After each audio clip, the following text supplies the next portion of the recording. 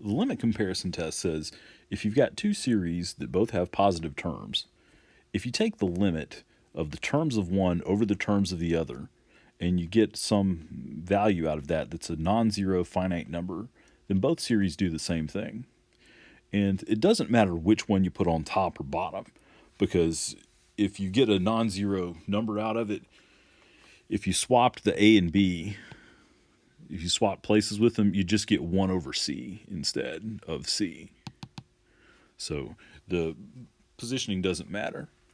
That can be useful for problems where you try the comparison test and the inequality doesn't work out. Let's look at an example. Let's say you have this 1 over 3 to the n minus 2. All right, so the thing to compare this with is 1 over 3 to the n. Well, we know that this converges. But if we try to do the inequality,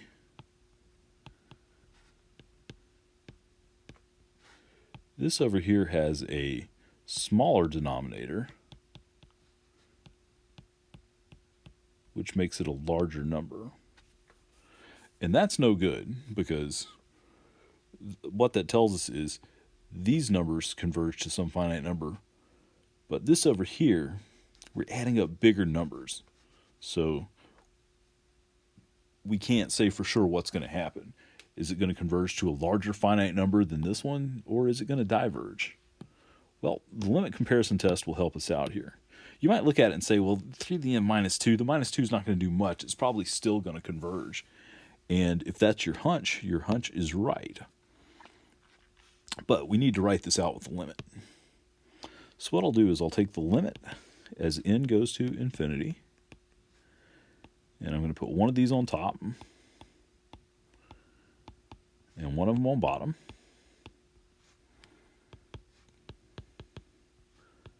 Keep, change, flip, as my students have taught me. When you look at this, all you really have to do now is look at the dominant terms, or you could use L'Hopital's rule. But if you look at the dominant terms when n goes to infinity, this gives you 1.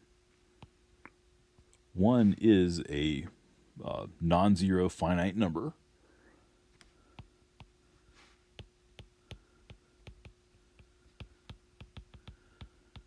That tells us that both of these series do the same thing. So both of these series, well, we know this one converge, so this tells us that both of them converge.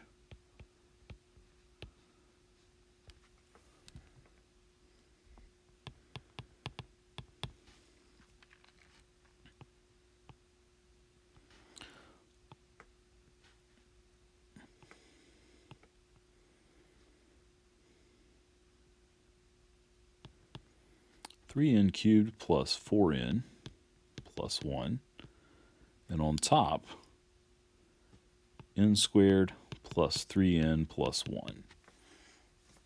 Does this converge or diverge? Well, the test for divergence doesn't help us because these terms go to 0. So let's compare it. Now, here's what we'll compare to. We'll look at the dominant term on top and the dominant term on bottom. So we'll compare to this. N squared over 3 to the 3n cubed. I'm going to compare it to that. And now I can cancel some stuff here. And this leaves me with 1 over 3n. And if I want to, I can pull that 1/3 out front. So I get the harmonic series here. This thing diverges. All right. So now let's compare these.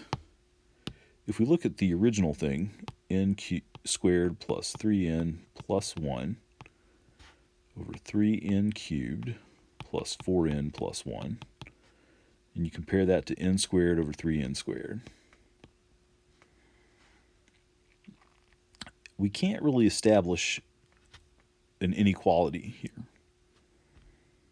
Why is that? Because we've got sort of a fight going on. These numbers down here, these make the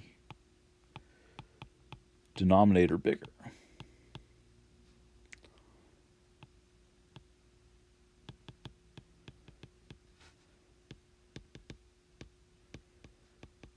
Than 3n squared.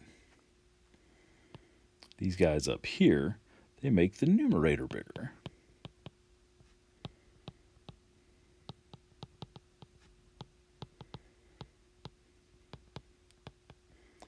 Than n squared.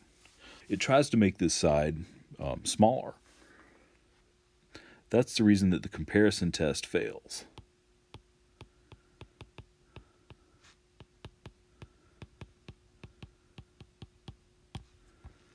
But the limit comparison test,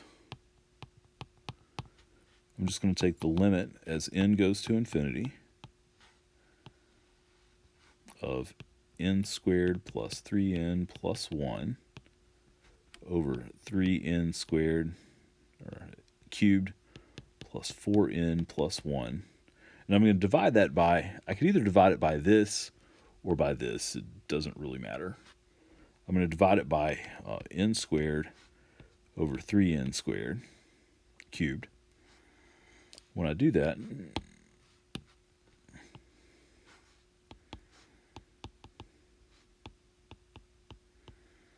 let's see, this becomes n squared plus 3n plus 1 over 3n cubed plus 4n plus 1 times the reciprocal of the other thing, 3n cubed over n squared.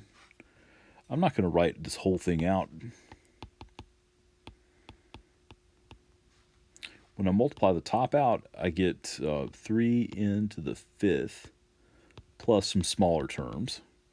And downstairs, I also get 3n to the 5th plus some smaller terms. I'm only writing out the biggest term because that's the dominant term and it's what matters. This limit is 1. Therefore, both of these series will do the same thing. So the one we know of diverges. The 1 here tells us that that the series we were given also diverges.